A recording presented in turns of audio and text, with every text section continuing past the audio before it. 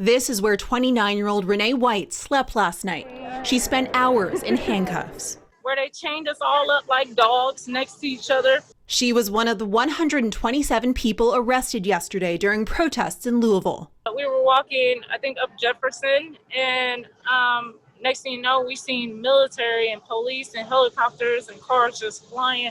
She was charged with unlawful assembly, among other charges. But she says her arrest just made her more outraged about what she calls systemic police corruption.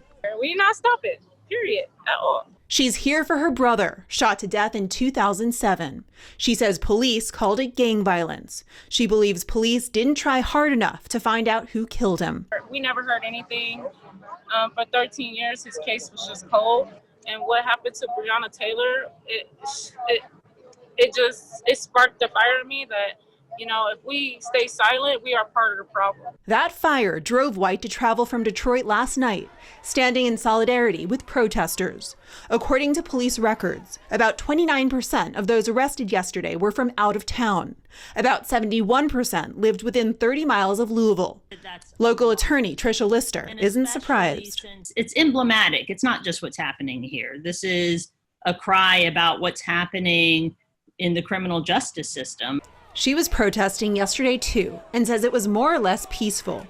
Of the 127 people arrested yesterday, police records show about 3% had weapons. 91% were charged with low-level misdemeanor offenses, like unlawful assembly.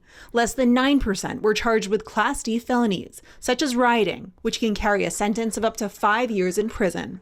The penalty mirrors the charges former officer Brett Hankison faces following the death of Breonna Taylor.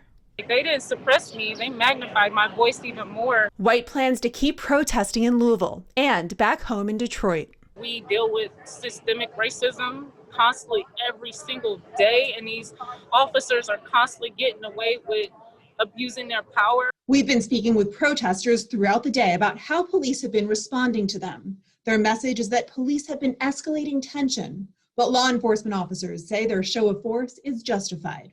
For Focus, I'm Paula Bassan.